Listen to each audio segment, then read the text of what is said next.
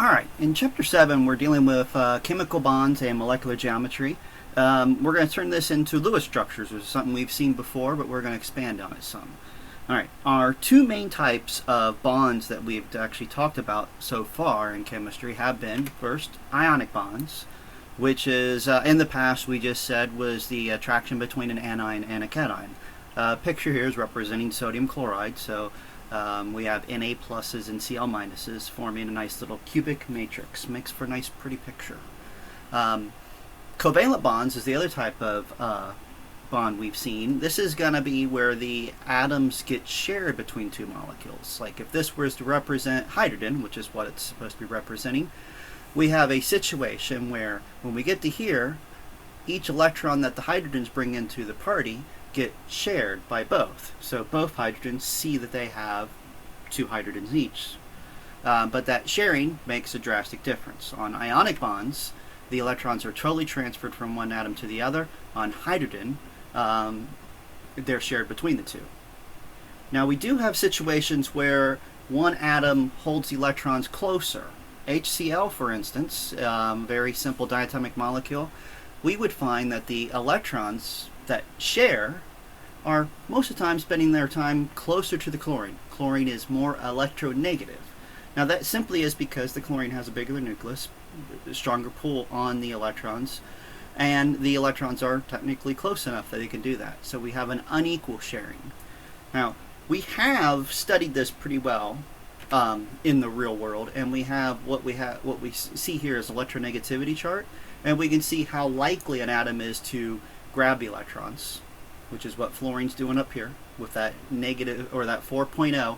It really wants to grab all the electrons whenever it makes bond, all the way down to francium, which is 0.7.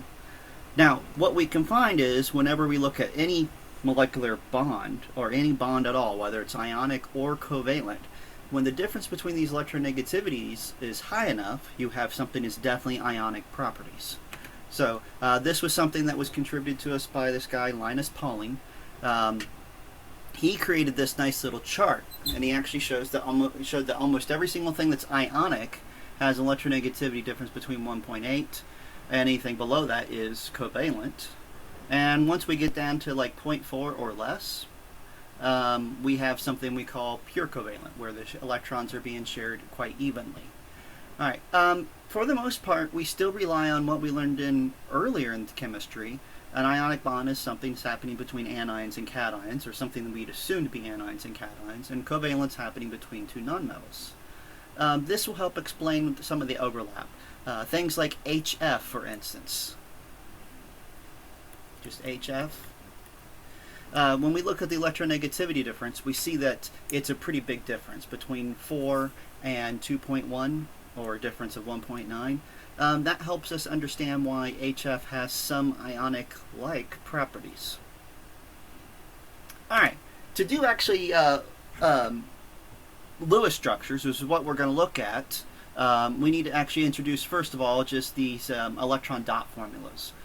These predate Lewis structures, but this is what Lewis built off of. So a electron dot structure just really lists the atoms, and it lists the electrons that are shared by those atoms, or owned by those atoms in this case. So what we have here is just the row preceding sodium, magnesium, aluminum, etc. And what they're doing is they're putting all the electrons, or the valence electrons that that particular atom has, and they're spacing them around. Now we pretend like the atom has 4 sides, so we actually go around like a clock or so. Doesn't matter where we start, but we put an electron in each side before we start pairing them up, which is why sulfur has 4, or silicon has 4 individual dots, and then we start pairing them up at phosphorus. Now we have seen, or we do see Lewis symbols be turned into ionic bonds. So what we're going to show here is that we're taking the electrons away from what's going to be our cation and adding to what's going to be our anion, and then we end up drawing Lewis structures like we see here, or Lewis symbols. Now, the calcium fluoride, though, is typically, we see it far more often with that Ca2+, just like they have there, but instead of saying F minus and have 2 of them, they typically draw it with 2 different fluorines. and all those dots representing all those electrons it has.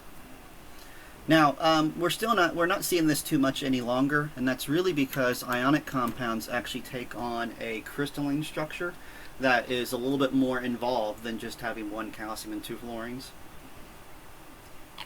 So Lewis symbols for ionic bonds is not nearly as common as we see for Lewis symbols of covalent compounds. So we're going to spend some more time on those. Now, we have simple ones. H2 is something we've done already, and actually we had on this slide already, so that's just H bonded to H. Now, where that comes from is we have a few steps we do. Now, rather than do it on this one, I'm actually going to skip to this next slide, which we have something a little bit more complex, because it has more atoms, or more electrons in it, but we're going to show our complete steps that we go through when we build in our Lewis structures. Alright, first thing we're going to do is find our valence electrons. Now, since a chlorine has 7 valence electrons, this entire molecule has 14 valence electrons. Step 2, we're just going to arrange in space. Now, when we arrange our atoms, typically what we're going to do is just connect them with single bonds. That bond represents 2 electrons, so we're saying that there are currently just 2 electrons spread out between the 2 chlorines. And our third step, we just want to distribute the remaining electrons.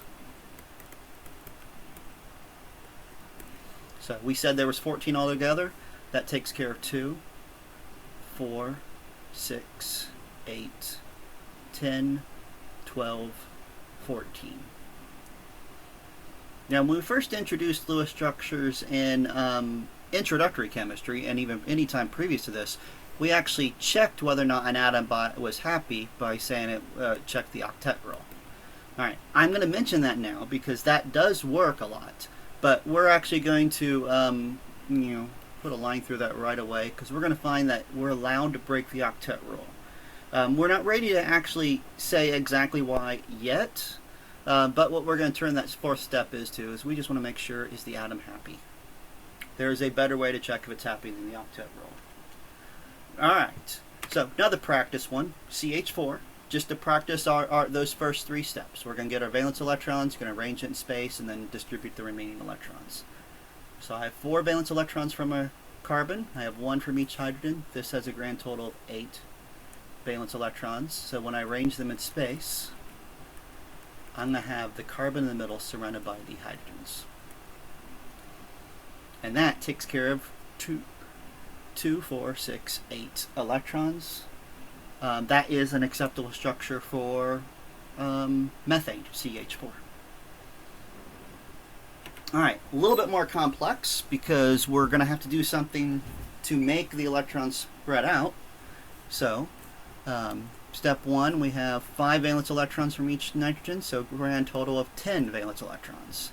Going to arrange my nitrogens in space, and then I'm going to distribute my remaining electrons. I got 2, 4, 6, 8, 10. And if you notice, we're out of electrons at that point. But I haven't got an octet on either one of them, so there's no way these things are happy like they are. So what we do when we have situations like that, we just take a pair of these electrons on one of the atoms and end up sharing them. Turns it into something that maybe looks like this. And that's a little bit better. This nitrogen here on the right still only sees 6 electrons, so we're going to do that one more time to get the proper answer that has a triple bond between the nitrogens.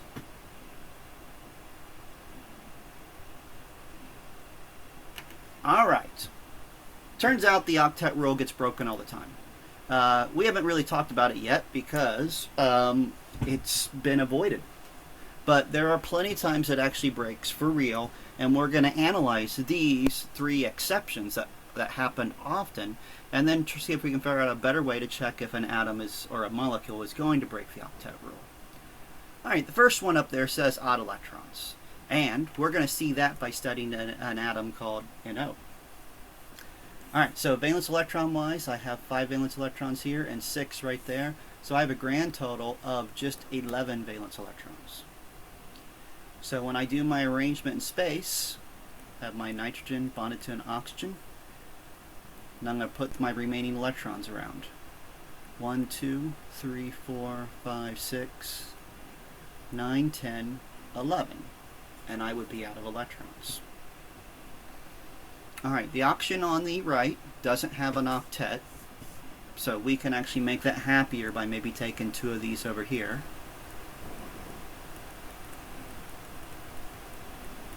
But still not quite right, because while we do have an octet around the nitrogen on the left, there's only 7 around the oxygen. So maybe it should have been just 1 over here and 2 on the oxygen. But unfortunately, no matter what we do, we would end up with an odd number of electrons on one of those atoms simply because we had an odd number of electrons altogether. So right now, if we're following our octet rule, we got an exception. We're going to come back to this and look at it. Alright, BF3 is another exception. In this case, we're going to see that we can make it work, but maybe we don't necessarily need to. Or we'll see what that confusion is. Alright, so my total valence electrons, I have 7 from each fluorine, I have 3 from that boron, so I have a grand total of just 24 valence electrons. Putting my boron down and surrounding it with my fluorines. Now my third step, I'm going to arrange the remaining electrons. I got 2, 4, 6, 8, 10, 12, 14, 16, 18, 20, 22, 24. All 24 electrons out there. It looks fine, but if you focus on the boron too much, you'll see that the boron only has 6 electrons, so maybe it should be something like this. As in, we just pulled a pair of electrons off one of the fluorons and double bonded it with the boron.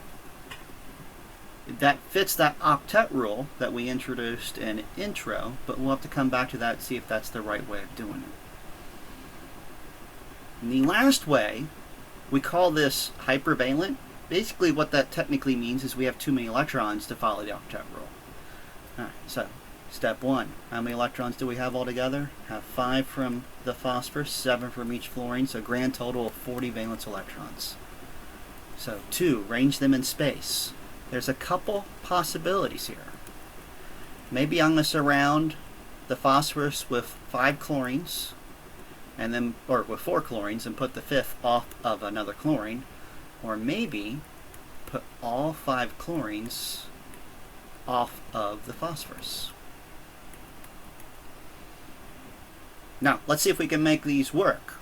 Alright, now, right off the bat, I'm going to say, no, we can't with the second one. And mainly because that phosphorus has 2, 4, 6, 8, 10 electrons around it. So right now we're saying, no, that can't happen. Because that would break the octet rule tremendously.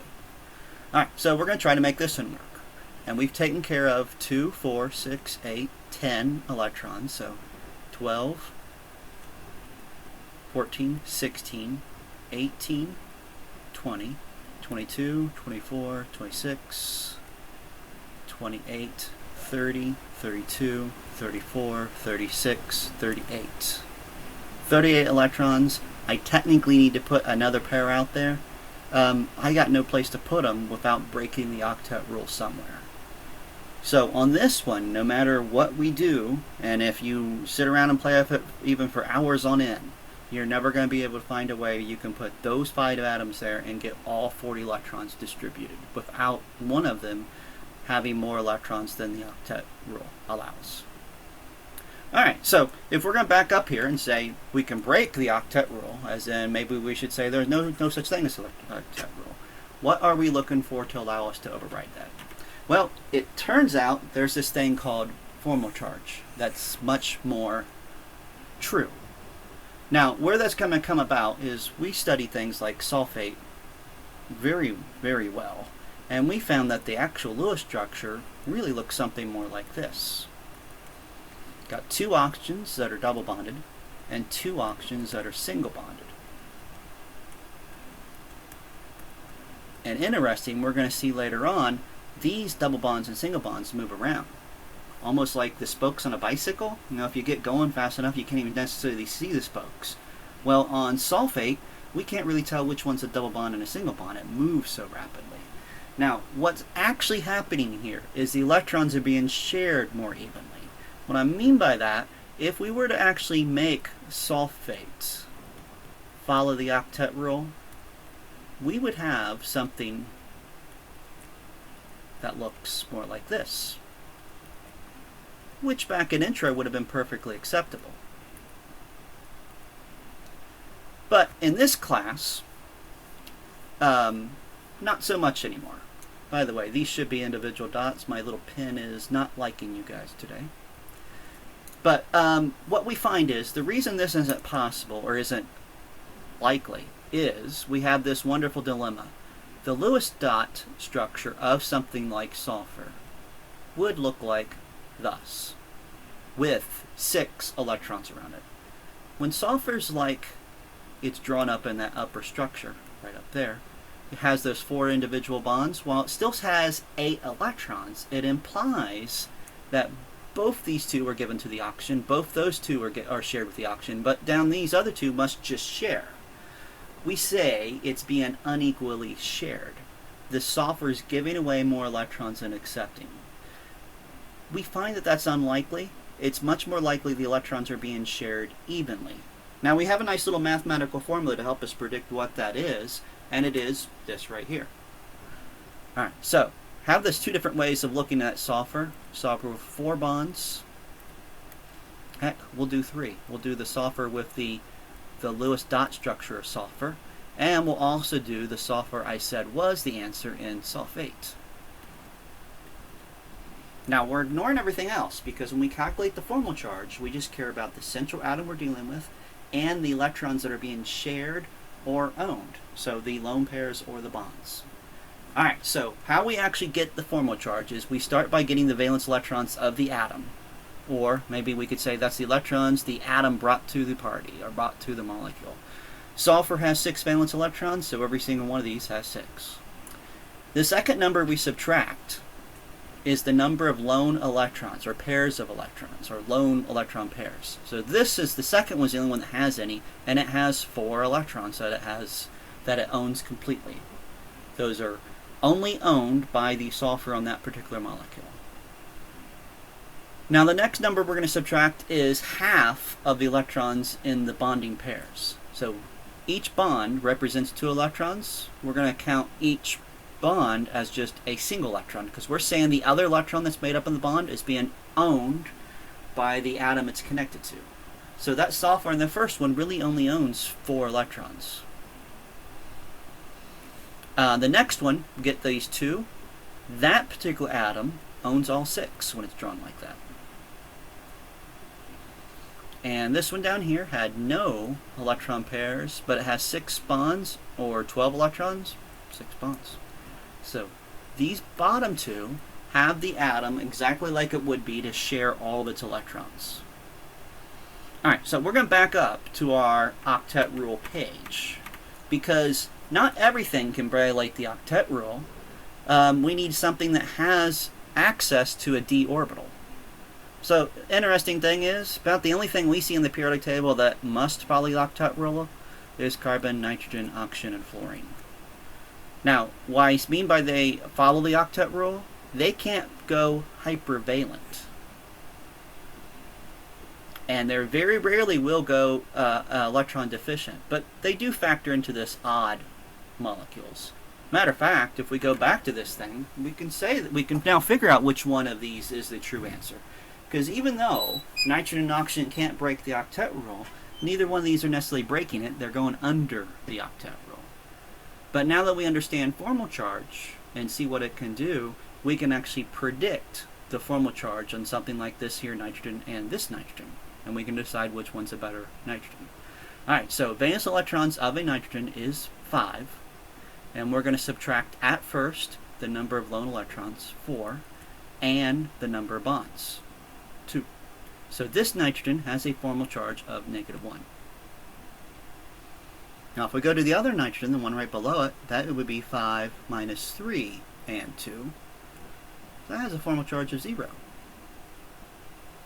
Now if we check the oxygens, we find something interesting. This oxygen has a positive one formal charge. I get that from a little bit quicker way.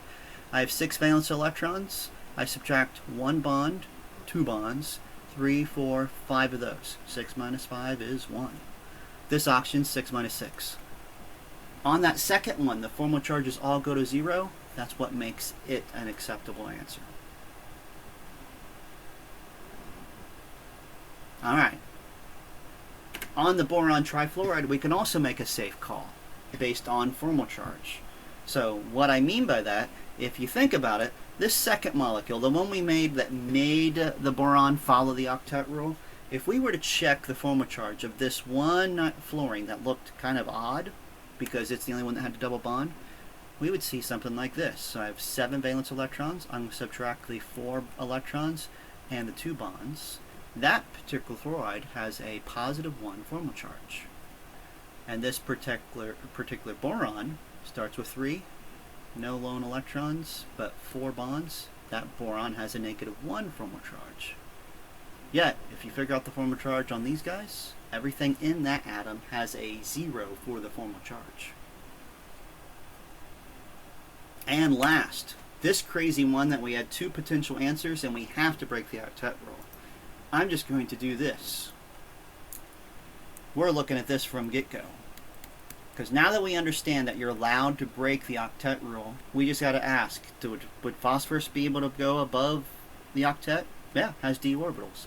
So my phosphorus, I could have it surrounded by all 5 of those chlorines. And that takes care of 10 electrons. 11, 12, 13, 14, 15, 16, 17, 18, 19, 20, 21, 22, 23, 24, 25, 26, 27, 28, 29, 30, 31, 32, 33, 34, 35, 36, 37, 38, 39, 40. 40 valence electrons. Now, if we check the formal charge of any one of these chlorines, have 1 bond and 6 lone pairs, 7 minus 6 and 1. All those chlorines have a formal charge of 0. And phosphorus with 5 bonds, 5 valence electrons minus 0 unshared electrons and 5 bonds, has a formal charge of 0. That is the acceptable answer for phosphorus pentachloride. Alright, now we actually answered that by doing all this from sulfate. Sulfate was the trick. Alright, so we just got to do one little thing to fix this problem because I did leave this off. Whenever we have an ion, we need to show the ion having a charge on the Lewis structure by putting the Lewis structure in brackets. Alright, we're now going to do a few things that we would have got different answers had we been not obeying the formal charge. So the answer that you would have got on SO2, sulfur dioxide, had you followed the octet rule, is different than the real answer. So we're going to actually see how this changes that 4th step. So I have 6 and I have 6, so I have a grand total of 18 valence electrons. When I arrange them in space, I'm going to start with something like so. Distribute the remaining electrons like so. 2, 4, 6, 8, 10, 12, 14, 16, 18. Alright, now I know I'm not ready to do that happy step. I'm actually going to say it's the formal charge step. Alright, so what we're going to do, rather than actually try to move electrons now, we're going to look at where the formal charges are currently. Now if we check the oxygens, they're both the exact same. They got 6 lone dots and 1 bond. We're going to find both of those have a negative 1 formal charge. Nothing wrong with that. We're allowed to have negatives occasionally. We're allowed to have positives occasionally. Our goal will always be to get the formal charges as low as possible. Now if we check the sulfur though, 6 minus 2 and 2, this is a positive 2. Alright, here's a nice little trick that always works for a formal charge. We will find that we can make a negative become more positive by moving the electrons towards something more positive. Technically, we're going to do this on both sides, make it nice and symmetrical change. So we're going to end up with a situation where each oxygen has a pair of electrons. That sulfur still has its lone pair on top, but the other oxygen is also double bonded. So we do have a sulfur breaking the octet rule, but if we check the formal charges now, these are all zeros. It's perfectly acceptable for the sulfur to break the octet rule. Alright, another one of these. A little bit more complex. 2 phosphoruses and 4 chlorines. Going to give us a lot more valence electrons, because there's 5 from each of those, there's 7 from each of these. We grand total of 38 valence electrons. Arrange them in space. I'm just going to make things nice and symmetrical. Put 2 chlorines off each phosphorus. Put 2 phosphoruses in the middle. Alright.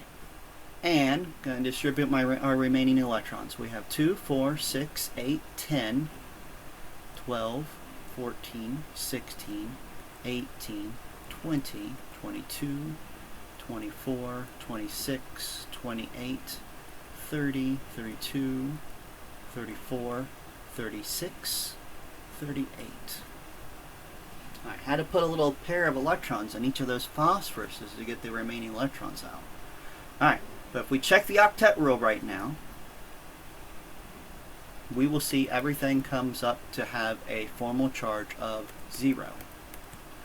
However, we might think that central phosphoruses, which are some interesting ones, we might be able to do something like this. Now, I'm going to leave the dots off the chlorine just to make it easier to see, but they're still there. I'm just not drawing them. But that phosphorus in the middle, even though it has a triple bond, if we were to check the formal charge there, we'd also find it 0. So we have a dilemma. I have 2 different ways of drawing this where the formal charge is 0. Well, there is a reason this is the correct answer. That's the top one. The reason it is because it follows the formal charge and the octet. And if you can get both following, that just puts fewer electrons around the phosphorus. That actually does make it happier. Alright, another weird one. Everybody knows the structure of this, but how do we know it's not COO? Well, we can actually check this with the formal charge when we do our full Lewis structure. Alright, so our 4 steps. We have 4 valence electrons, we have 6 valence electrons, we have a grand total of 14. So I got 2, 4, 6, 8, 10, 12, 14.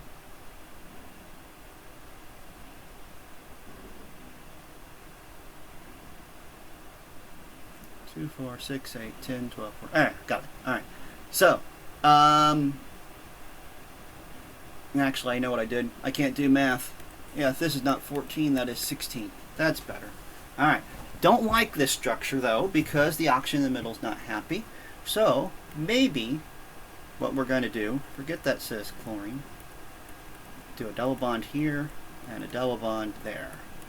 That looks a little bit better, closer to that octet rule, but that's not necessarily the right way to do these anymore. So what I want to do, I'm going to, oh, that's right, I can't really erase on this, so just erase everything.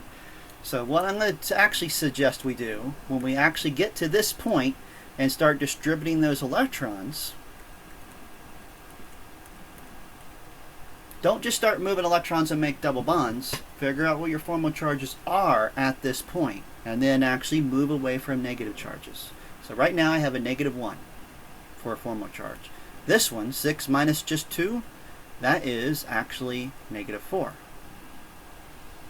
And then we have 4 minus 1, 2, 3, 4, 5, 6, 7. -3. I did this wrong. This is +4. I'm going to draw that again because I don't like that line it put in the middle of my picture. So I should have a -3, a +4, and this one here is a -1. Now we said we can move from negatives towards positive and get the charges balanced out. So how about we do something like this? Take this carbon, move 2 of these to that oxygen, Move 2 of these to this oxygen.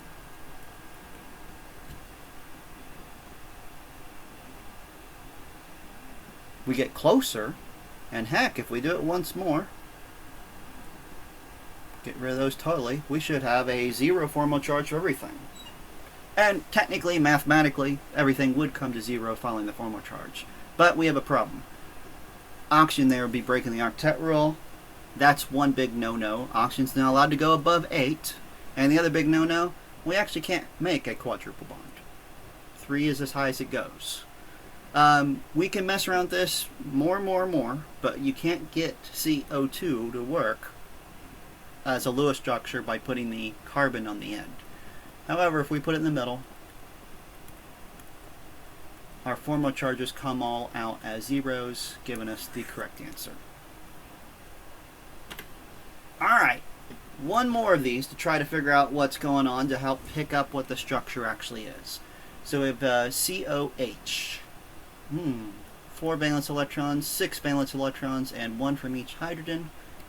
So I have 14 valence electrons. I'm going to arrange these in space. Maybe I'll try that symmetry again.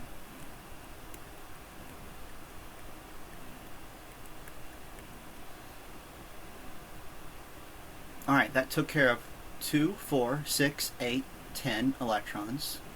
There's 12, and there is 14. Getting us all distributed. But if we check the formal charges here, we're going to find that this oxygen has a -1 formal charge, and this, or the carbon has a -1 formal charge, and this oxygen has a +1.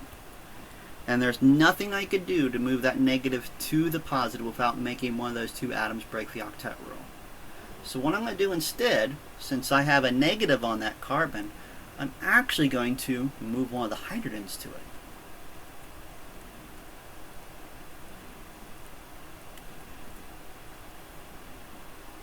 Now we have the situation where I distribute out the 1, 2, 3, 4, 5, 10 electrons, 12, 14, but now when I check the formal charges, I get all zeros. Gives us a better Lewis structure.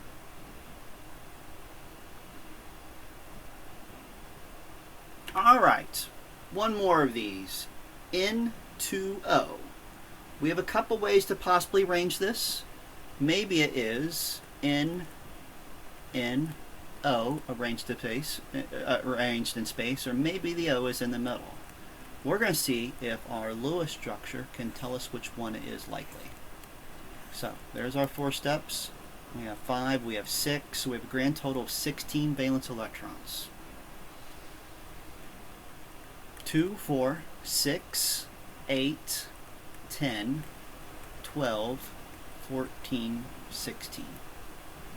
2, 4, 6, 8, 10, 12, 14, 16. And at this point, if we check the formal charge, we have 5 minus 1, 2, 3, 4, 5, 6, 7, -2. 5 minus 1, 2, +3. 6 minus 1, 2, 3, 4, 5, 6, 7, -1. Over here, on the left, I have a -2 and I have a -2, and in the middle is a +4.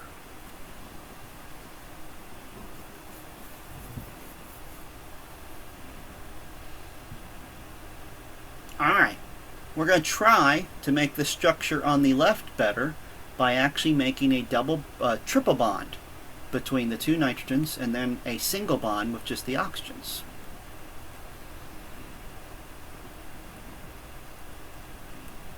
We did that because that will reduce that -2 to a formal charge of 0. This stays a +1 and this stays a -1. So that's not too good. Now if we tried from the other side and just maybe moved a single pair of electrons from that nitrogen, we might have ended up with something like this instead, which gives a 0 for the formal charge of the oxygen, but a +1 for this nitrogen and a -1 for this one. So on that one, there's no way to get rid of the charge altogether. But maybe we can here in the middle.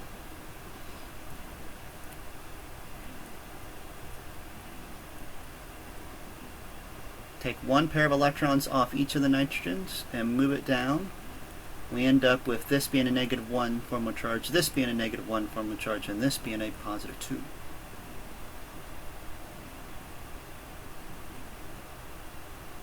The only way to go further is to have the oxygen in the middle break the octet rule. So here's something interesting. Even though on the left I don't reduce the nitrogens or the oxygens all the way to 0, this is a better structure because it has smaller formal charges. Now technically of the two, the one on top is slightly better because the negative formal charge is on that outer oxygen, and oxygen being a little bit more electronegative than a nitrogen, it can handle the negative charge a little bit better.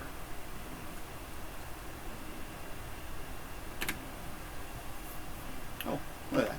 Got that slide there again. Oh, that's NO2. We're not going to bother doing that one. Alright, now actually, let's do this one. Now I think about it, because this introduces something interesting. And we're going to see, because of that 5 and 6, it has an odd number of electrons. So I have 17 valence electrons altogether. Alright, so NO2, ranged in space, could be like this, could be like so. Let's see if we can figure out which one it is based on what we already know about our Lewis structures. Alright, so I got 2, 4, 6, 8, 10, 12, 14, 16, 17. I'm going to do the same thing over here.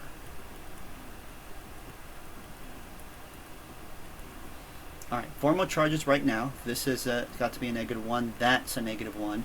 Nitrogen in the middle is 5 minus 1, 2, 3. So +2. So maybe double bond, and lone electron. Alright, don't like that already because that lone electron would actually make this nitrogen go above 14 or above 8. So I'm going to take one of these oxygens, get rid of that double bond, and leave that over here.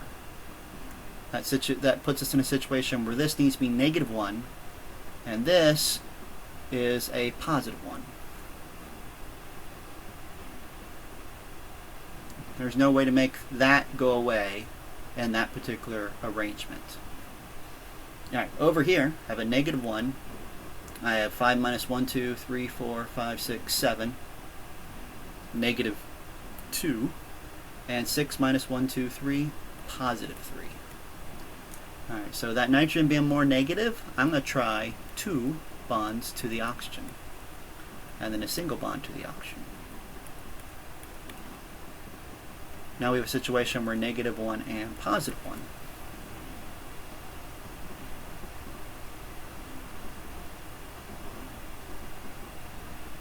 Not a big difference, right? Can get them both down to where I have a negative on one and a positive on one as well. Does create a little dilemma for the quantum chemist on figuring this out, but our nice little trend that we can find, since nitrogen is less electronegative than oxygen, that positive likes to be on this one slightly more, giving that the proper answer. Alright, here's a weird, interesting one when we actually do it. It's going to introduce another concept that we have to deal with our Lewis structures. So we're going to do our four rules, or 4 steps. We have 4 valence electrons. We have 6 from each of those, and that 2 negative just means we add 2 more to the mix. So this gives us 24 valence electrons. I'm going to put the carbon in the middle. What we'll find is on your polyatomic ions, carbonate is definitely a polyatomic ion, the atom that's not oxygen is typically in the middle. So I have 2, 4, 6, 8, 10, 12, 14, 16, 18, 20, 22, 24. And if I check my formal charges right now, I find -1s all the way around on each one of these oxygens, and this carbon is a +1. Now we just saw in those previous ones, if I take a pair of electrons off one of these negatives and share it, that will get rid of that charge. And sure enough, it does. So leave this one alone.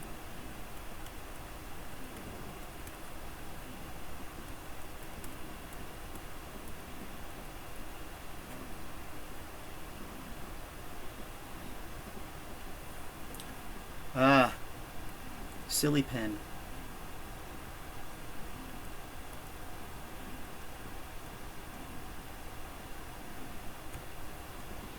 Alright. It's not liking me. Let me go slower.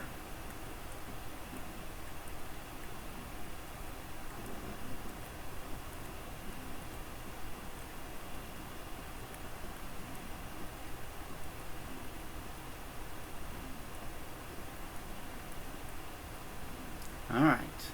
That's better. Alright, this gives us a situation where the carbon and this oxygen, the oxygen with the 4 dots on it, get rid of those, has a formal charge of 0, and the other two have a -1 charge.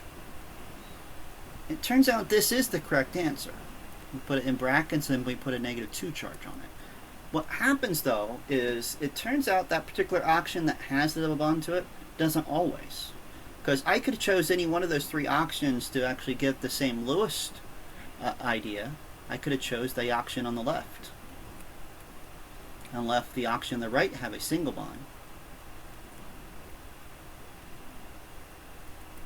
And if you think about it, probably could have done that down below as well, right? Well, it turns out these things resonate between each other. Think of that analogy I mentioned earlier about the bicycle wheel.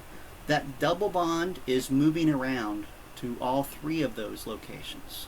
Moves very rapidly. So at any given moment, it actually is almost as if this carbon is got a 1 1/3 bond to each one of the oxygens. We sometimes see these drawn as, they call them resonance structures.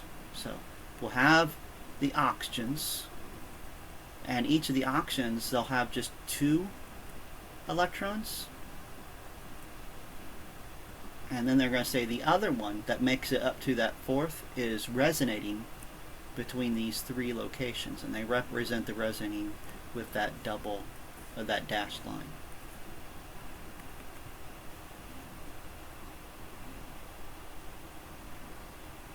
I guess to complete this, I probably should do this bottom one here.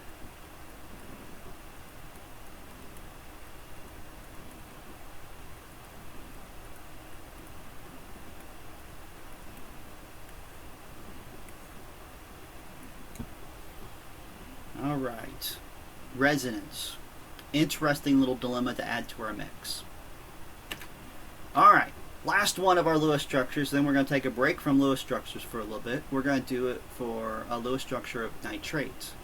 Nitrate, to actually do it, we got to first of all remember what the formula for nitrate is. NO3 minus. So valence electrons, step 1. I have 5 valence electrons there, 6 from each of these. This is 24 valence electrons. 2, 3, 4. I'm going to arrange the nitrogen in space, surround it by my 3 oxygens, and then bring it up to 24 valence electrons.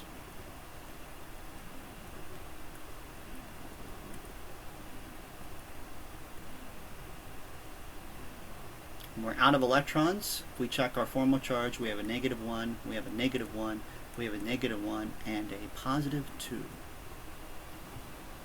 Alright, now you might be inclined to move 2 electrons from each of the oxygens towards that nitrogen to make that nitrogen become 0 and each of those oxygens become 0. But if it did both, turns out that nitrogen in the middle would actually end up with more than 8 electrons around it. So on this particular one, only one of those oxygens does that. And I'll just pick on the one on the left. The other 2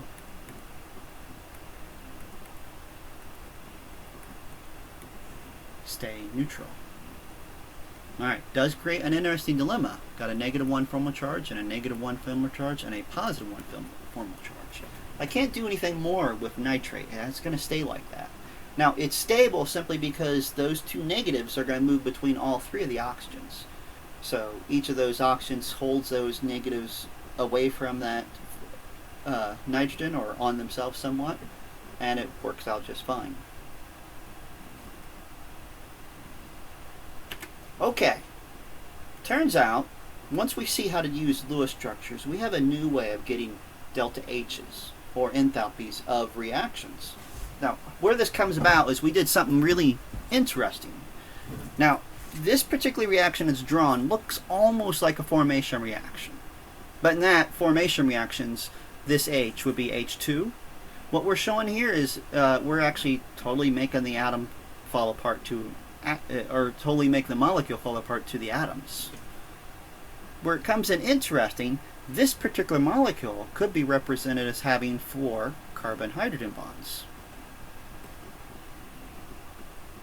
Therefore, we could say a single carbon-hydrogen bond is roughly 660 kilojoules divided by 4. And then we'd have roughly the energy of any carbon-hydrogen bond that we can find. Now, there will be some things that make it vary some, but for the most part, any carbon-hydrogen bond, even the carbon-hydrogen bonds in our gasoline, each one of those bonds has about, what's that going to be, about 400 kilojoules per bond in it. Now, if we do this for enough molecules, we make tables such as this.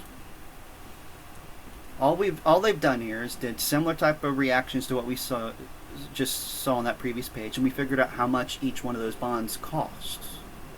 That gives us the ability to do bond energy calculations to get heats of reactions. So we could do something like this. So I've given us a reaction, hydrogen and chlorine, given us the 2 HCl's. And down below, I've told you how much one of those bonds, how much energy it is. Actually, to figure out the delta H for a given reaction this way, we're just going to add up all the bonds we break and subtract all the bonds we form. It's kind of why we needed Lewis structures, because we need to know that H, hydrogen, that would be just a single hydrogen bond, and chlorine would just be one chlorine bond. And then, oh wait, that's my products. Then I'm going to that's my bonds broken. I'm going to subtract the bonds being formed, and that's HCl. And each HCl has 1 HCl bond, so there's going to be 2 HCl bonds formed. Now we're just plugging things in here. That's 436. This is 243, and this is 432. Alright. So, 436 plus 243 minus 2 times 432 gives me a delta H of negative 185 kilojoules. Now, where this comes in handy is we're going to be able to expand this to much, much larger molecules. In the past, the best way we get delta H's would look up heats of formation from the tables in the back of your book.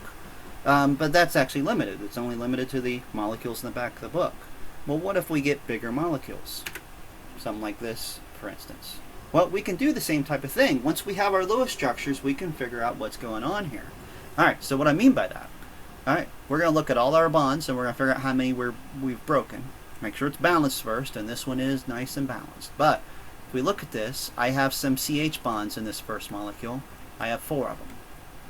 1, 2, 3, 4. I also have 1 carbon-carbon double bond. Right there. And I have 2 OH bonds. Bam and bam. That would be all my bonds being broke. Over here, all the bonds being formed. I have some CH bonds now. I got 1, 2, 3, 4, 5. I have a carbon-carbon bond. And I have a CO bond. And, out of room, but I have an OH bond. And then to solve this, we just come down here and plug these values in.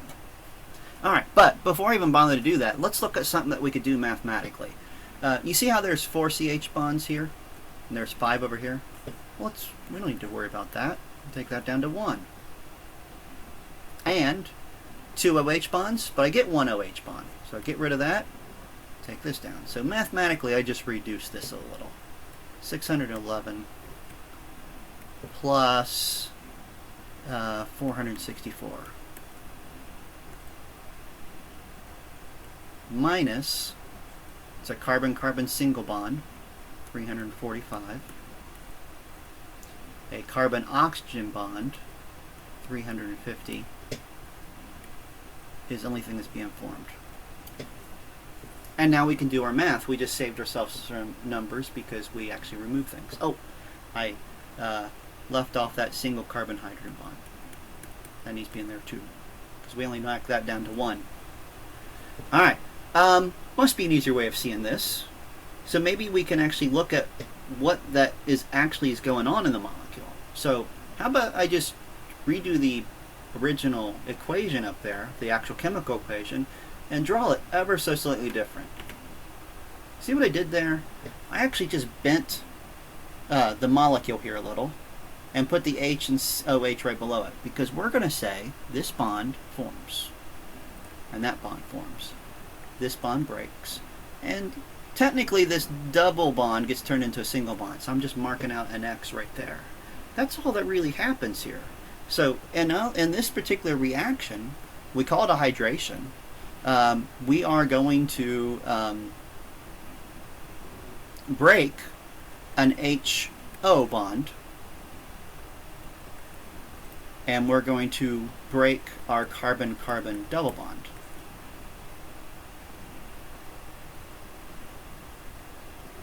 Bonds broken.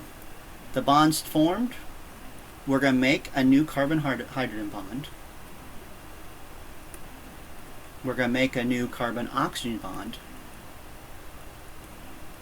And we're going to make just a carbon-carbon single bond.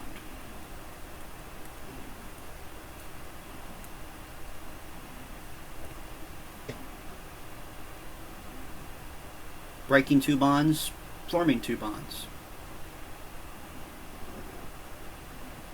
Now, looks like 3, but really what we're saying is we're just looking at breaking one of these to turn it into a single bond. Alright, where this could come in really handy, I could go even bigger. Hydration with pentene. 1 pentene, actually, leaving off the hydrogens, because this is a big enough molecule without them, has 5 carbons. The 1 tells me between the 1 and the second there is a double bond. 1 pentanol, we're going to break that double bond, put an OH here and an H here. Isn't that kind of what we just did on the previous 2 slides? Yeah, so what really comes in neat here is once we understand what's going on with these, turns out the delta H of this reaction is pretty much the exact same as this one, which is the same as the original. So if we figured out that equation, we pretty much know the hydration of a alkene, or a carbon-carbon double bond. Alright, this introduces something kind of neat. Turns out when we combust things, fully combustion, we can make some odd predictions on how much energy we're getting out of this. Alright, what I mean by that, I have ethane, which has 2 carbons and 6 hydrogens. And I have ethanol that has 2 carbons, still 6 hydrogens, but it has a single oxygen added to it. And that oxygen goes right here. Now, if I were to ask you which one gives more energy when you combust, you might go with ethanol just because it has more atoms and therefore more bond energy. Alright, but let's look at the full combustion reaction. Alright, we're going to have some oxygens here. We might have to come back here and balance it in just a second. And all combustion going to give us some CO2 and some H2O.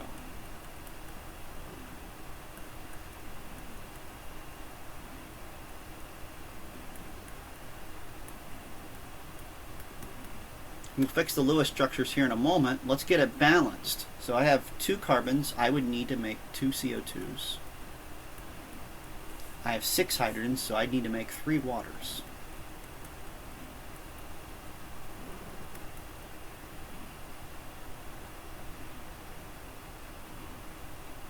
that would actually need 1, 2, 3, 4, 5, 6, 7 oxygens. So I need like 3.5 of these. I am going to write it like that. Rather than get this fully balanced, same thing happens here. I would get 2 oxygen, or 2 CO2s. And 1, 2, 3, 4, 5, 6. So 3 waters again. Oxygens are a slightly different story. 1, 2, 3, 4, 5, 6, 7. I just need 3 of these because I have my 7th right there. Alright, biggest reason I drew this out. We do see that we break more bonds in the ethanol if we do that full equation, but we really don't get any energy out of this bond. And that's because it's found here in one of the waters. So in ethane, we have to break every single one of the bonds to get the actual final products. In ethanol, we wouldn't necessarily get any energy out of the OH bond. And we don't get any energy from forming it either. So it turns out ethanol actually has less energy. To get more energy in a combustion with regard to carbons, you want more carbons and less oxygens. We actually see this in biology too. Technically, fats, which are really long chains of molecules that have a COOH on the end, actually do have more energy in them than, say, glucose. And glucose, a simple formula for glucose, change that to an H instead. There's a carbon with an OH, there's a carbon with an OH, there's a carbon with an OH, there's a carbon with an OH, there's a carbon with an OH. And technically not just OHs, they're HOHs, which is where the name carbohydrate comes from, because it's just a totally hydrated carbon molecule. 6 carbons, and each one of those carbons has 1 water molecule to it in a sugar or carbohydrate. That actually has less energy when it actually is burned up or used up. Alright, next little thing we're looking at is ionic bonds and the strength of the bond. Now, bond strength, a couple ways we can look at this. So to actually clarify what we're dealing with here, we're going to define it as the lattice energy. So this is actually the energy that it would take to take a ionic molecule or ionic compound and turn it into ions in their gas phase. So sodium chloride, for instance, we'd want to turn it out into just aqueous ions, which we'd get by dissolving it, or aqueous or liquid by melting it. We want to actually vaporize both of our species and have them ions. Now, we are going to find that the lattice energy does increase very predictably. Turns out the size of the charge makes a big difference, and the size of the atom makes a big difference. So we actually see the lattice energy has very predictable properties. And it is theoretically predictable. You've got to look at the size of the ions and the distance between the atoms. So the size, physical size, and the size of the charge. Alright, we are going to see that we can study them with a nice little Born-Haber cycle.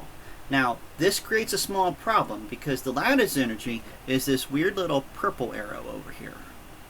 Now, the reason that's odd is because if we were to take a cesium fluoride, which is what this is dealing with, and try to actually just add a bunch of heat to it and turn it into whatever we could do with the most heat into it, it would actually turn into cesium ions in the gas phase and fluorine, but not ionized. Turns out to ionize the fluorine, it's going to actually give some energy back. It's exothermic. So to find that cesium fluoride, we had to do something a little bit more crazy. We can study all of the orange arrows on here, and we can actually get them really, really well. And we can even get this one. So we can find those other 5 arrows very easily. Can't get the 6th one very easily. So what we're going to do is something like we did in our previous chapter, Hess's equation. We're going to combine these 3 equations, or these 5 equations, to make our lattice energy one. So I'm going to number these equations. Now this is a different one. This is just sodium chloride, but it has the same problem. We want to actually discover the lattice energy of sodium chloride. Alright, so we're actually going to start by generating the equation for lattice energy. Now, our book is going to have it this way, where we have the solid ionic compound turning into the ions in the gas phase.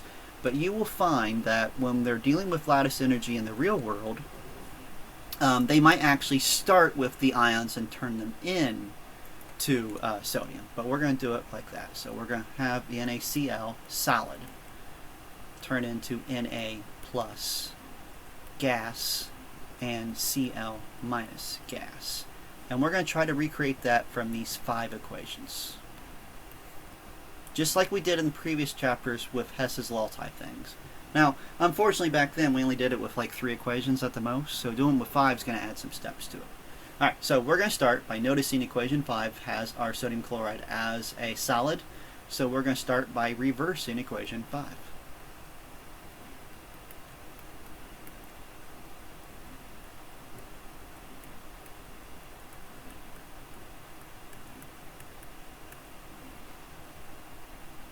Alright, now we're going to find the Na positive gas. I see that here in equation 3. Equation 3 has it in the right place, has it as a single coefficient, so I'm going to rewrite Na gas, turning it into Na positive, and a single electron. And now I need to find my Cl minus gas. I see that here in equation 4. Cl gas plus an electron gives me Cl minus gas. Now in the past when we did this, we would find that things would start canceling out. But we only get the electrons to cancel out here, because this Na solid that we formed from equation 5 is not the same as Na gas. So we need to show an equation that takes that Na solid and turns it into Na gas. Just so we can say the Na solids cancel out and the Na gases cancel out. Fortunately, we have that in equation 1. And then our last one. I got to turn this half of a chlorine. I want to turn it into chlorine. Half of a chlorine molecule turns into just chlorine. And I see that right here in equation 2. Now the nice thing is, when this one all cancels out, the only thing I had to do was reverse the sign for equation 5. And then I'm just flat out adding them together. That happens quite a lot on lattice energy equations, and that's simply because they're all related to one another. Alright. Back to covalent compounds a bit. Turns out the Lewis structures we had don't always show the structure as it actually is. This particular guy right here is formaldehyde, and if we'd come up with a Lewis structure, we probably would have ended up with something that looked more like this. Now, we do that just because we're actually choosing the sides of an atom. So we actually we group things in groups of 4, so we had the 4 spaces off of the carbon to put stuff, and we only ended up putting things on 3 sides. So it looked like we have a bunch of 90 degrees. Well, it turns out Lewis structures are often drawn in 90-degree increments, but they're drawn because they're two-dimensional. Turns out the molecules aren't required to be, so they actually flex out. And what we're seeing here is the bond lengths and the bond angles of formaldehyde. Now what's actually happening is the electrons are getting as far away from each other as possible. So they're getting as far spread out. Now if all 3 of those things had been the exact same, had it been somehow 3 hydrogens off of it, the bond angle would be right around 120 degrees, because it's going to form a very stable structure with the electrons being as far away from as possible. But since this particular molecule has that double bond between the carbon and oxygen, a lot more electron density there, it pushes the hydrogens further away, which makes them get actually closer together, which is why we have that 118 degrees rather than 120. Right, we're not going to try to predict that change. As long as we knew this was right around 120 degrees, we're in good shape right now. Later chemistry, you'll want to actually predict that. Same with the bond length, that 1.21 angstroms. you're going to want to get to, you'll be getting to a point where you're more comfortable with those values and able to talk about distances. But right around 1.2 to 1.5 angstroms is the typical bond length for most covalent bonds. All right, when the electrons pair up or into groups, they actually try to get as far away from each other as possible. We refer to this as valence shell electron pair repulsion theory. Now all it really is we're going to treat each one of those bonds or lone pairs as a pair of electrons, and we're going to say they're going to try to get as far away from each other as they can. And they do so geometrically speaking and give these particular shapes. Now, what they're showing on this page, they have some dashes and they have some hash marks. That's actually trying to show that these particular shapes are coming out of the paper, going into the paper. We don't often draw those at this point. For instance, in the previous pages, if we had something that had 4 carbons or 4 bonds off of it, we would have ended up drawing it as if maybe you would have thought they were 90 degrees to one another. And this phosphorus trifluoride, we had one of those. We actually had phosphorus tripentachloride, but we drew it flat. What we're pointing out here is nothing really has to be. So when you do a Lewis structure, just assume that you're getting the actual geometric structure wrong. We're going to figure out how to turn this geometric structure, as we've drawn it, into this without necessarily drawing those dashes and wedges. Alright, so we're going to introduce these electron shapes. Alright, or the electron pair shapes. Now, this particular thing is actually showing us that the electrons do actually shake up space. Turns out just electron pairs. So, we have 4 things, like the CH4 we just drew. But we also have the possibility of it still being 4 things, but maybe what's on top is a pair of electrons. The electrons will take up space. The general layout of these 2 groups is about the same, so all of those bonds are right around 109 degrees. Now, the reason this one is smaller is because the lone pairs are pushing down on it and compressing it some. So it gets smaller when that's just in electron pairs. But they all start around 109, and they all fit into this tetrahedral family. But this is the only one we're going to call tetrahedral. We're going to describe this as something slightly different than tetrahedral. We're just saying it's part of that family. Alright, where the names are going to pop in is going to help us distinguish which or how many electron pairs are on there. But we have very limited names. It's only mathematically possible to have 2 groups or up to 6 groups. And on those 2 to 6, we can have an increasing number of electrons. Alright, so what we're going to see pops up a lot is an AXE nomenclature. So the X's tell us how many things you're bonded to, and the E's tell us how many electron pairs there are. So this top thing here, we call this AX just 2. This one way over here, this linear one in the last column, is AX2 E4. Each electron pair gets counted as a single E. Each bond gets counted as an X. We see those names get used a lot. Now, the names are a lot more common, so you're going to want to make sure you know the names, because we get these relatively rapidly. Alright, to see all these and how this applies, we're going to see how this applies to naming our Lewis structure. So we have carbonate, and it's the carbonate ion, and we want to figure out what the geometry is. Alright, so we do our 4 steps. And if we do the 4 steps here, we would end up with a structure of carbonate that looks like so.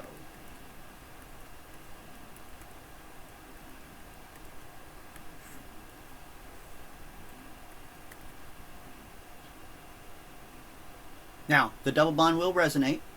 Doesn't matter where it resonates. We would actually see the central carbon has 3 things it's bonded to. This fits the idea of an AX3 geometry. Now, that technically is an acceptable name for the geometry. But we might also want, instead of just AX3, we might want the trigonal planar name.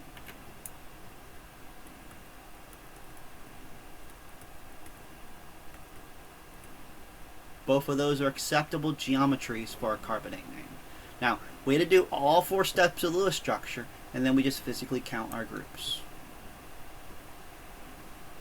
Let's do another one. How about the chlorite ion?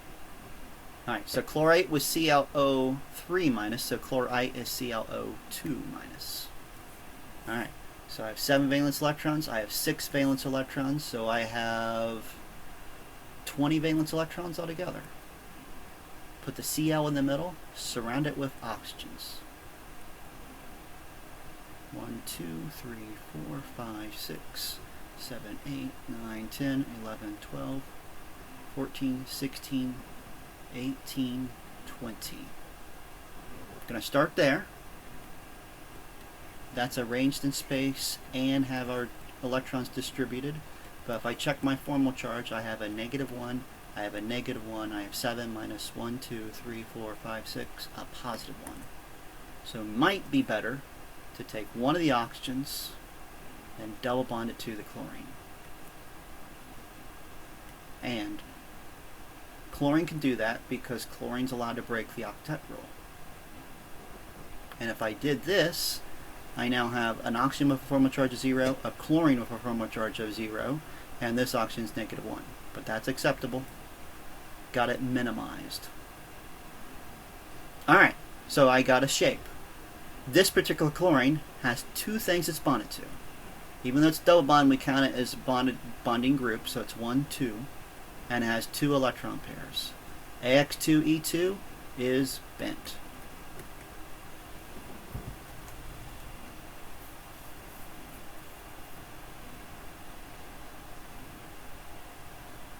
Alright, another one of these, perchlorate.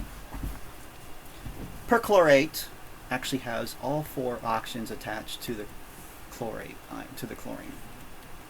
So same first 4 steps to get the Lewis structure. 7 valence electrons, 6 from each of these, 32 valence electrons. Yeah. Surround the chlorine with a bunch of oxygens. 1, 2, 3, 4, 5, 6, 7, 8, 9, 10, 11, 12, 13, 14, 15, 16, 17, 18, 19, 20, 21, 22, 23, 24. Let's see. That's 32. Alright, but right now I have a bunch of -1s on the oxygens, and my chlorine is a +3. So how about we make this all better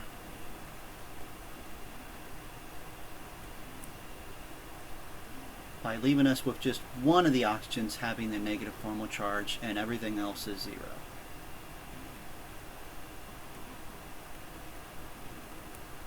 And put it in brackets. And now we have 4 groups coming off the chlorine, an AX4 tetrahedral.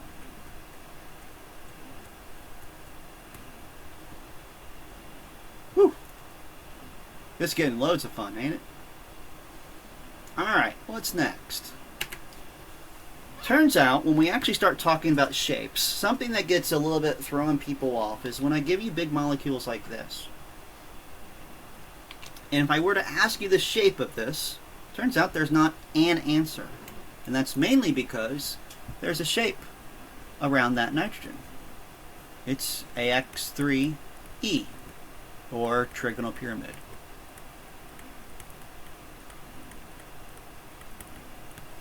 That particular carbon, and you'll find something interesting when we get a little bit more complex Lewis structures. Sometimes they don't bother to label carbon. If you have an intersection like this with nothing there, it must be carbon. They do that just because carbon's common. AX4 tetrahedral around that particular carbon. Another carbon, AX3 trigonal planar. And the last one, this oxygen, is AX2E2 bent. So here's something interesting. If I was to ask you to shape around this atom, I'd have to tell you where I'm talking about. I'd have to say with an arrow Or would actually maybe in this case say, what's the shape around the nitrogen? Could do that since there's only one nitrogen. But I actually have to actually limit you. And I'd never ask you the shape around the hydrogen because hydrogen's off of the end. So it'd be linear at best. And we don't never even ask that. We don't say the hydrogen has a shape. It's off the edge. Alright, now we start talking about the shape of the molecules. We already talked about bond polarity, but what about the entire molecule? Alright, because I do know that carbon and hydrogen is slightly polar. Just ever so slightly. Got a difference of like just a few tenths of a electronegativity value, but turns out the carbon is slightly more electronegative. But would a molecule of CH4 be polar? And even though that H is giving up more electrons to the carbon, all four of those hydrogens are arranged in that tetrahedral shape. They kind of cancel each other out. Now, it would never be that big anyway because the polarity difference between carbon and hydrogen is so small.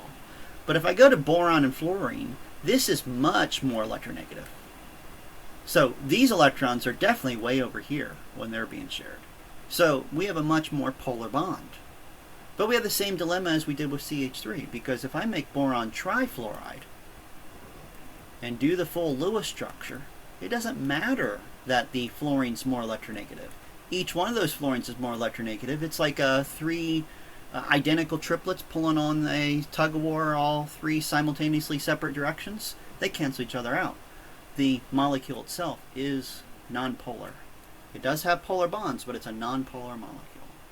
So to actually figure out if something's polar or not, we have to look at the entire Lewis structure and then decide if the polarity of each individual bonds makes something more polar. Alright, we actually can make this an easy call in some cases. Things like H2O, when we actually do the full Lewis structure, we might end up drawing something that looks like this. That does, you actually do see a situation where, well, you might think the hydrogens are directly across from each other, therefore they cancel each other out. But the molecule itself, if we looked at the geometry and figured out it was bent, we're going to see, well, it's bent, and more importantly, the electron pairs are what's bending it.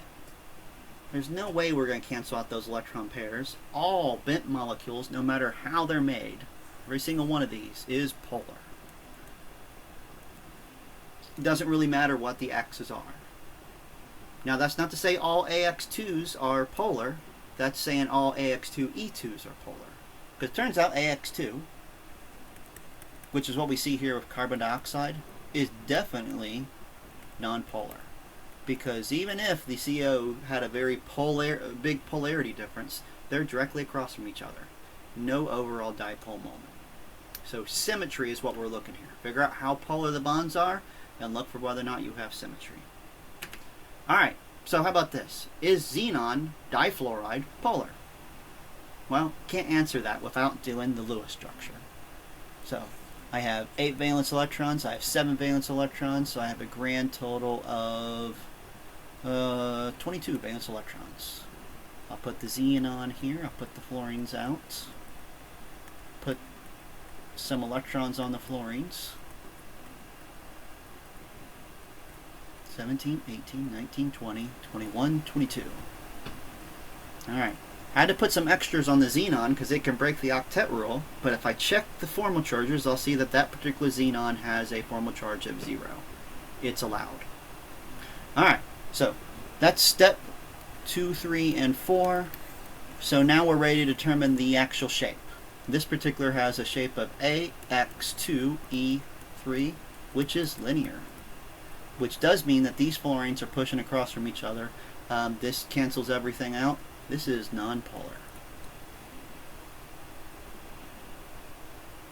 And pretty much anything that's AX2E3 will be nonpolar if the two things it's bonded to are exactly the same. Alright, let's do another one. How about xenon tetrafluoride? More electrons, more atoms. 8 and 7, let's see, 36 valence electrons. So I'm going to put xenon here, surrounded by fluorines.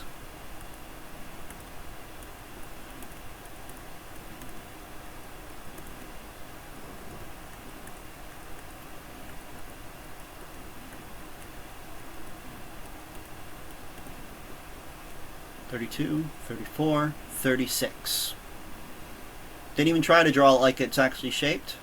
But if I look up a shape, AX4E2, this is square planar. And it turns out square planar, since those fluorines are on the points of a square with the xenon being in the exact middle of it, this is nonpolar as well. Alright. But it's what we have to do. We have to figure out our Lewis structure, then we can decide if something's polar or not. Looking for symmetry. Alright. Now, either one of these would have been a piece of cake had I just changed that fluorine to something else. So if this had been xenon, 2 fluorines and 1 chlorines, it's definitely polar. There's no way that's going to be symmetrical and cancel out, because we've got those heteroatoms to it. But if they were all the same, you need to do the full Lewis structure and figure it out. Alright, last little weird thing we do, ask if a molecule's planar. Now, turns out the only way we can really do this is to know all of our structures. So we actually need to know which of these is planar. Sometimes they're obvious. They're planar. They actually say the word planar in their name. Got 2 of those. We also have all these linear things. Linear would have to be planar, and even bent would have to be planar. Because really, all 3 of those, all the linears and bents, have just 3 atoms in them, and any 3 points must be in the plane. The other ones, maybe. Alright, so we're going to go back here and actually do boron trifluoride, and then see if we can figure out if it's planar or not. So, valence electrons, is it arranged in space? Distribute electrons, make it happy. 7 and 7, this has a grand total of 28 valence electrons. But the boron, bromine in the middle, surrounded by fluorines.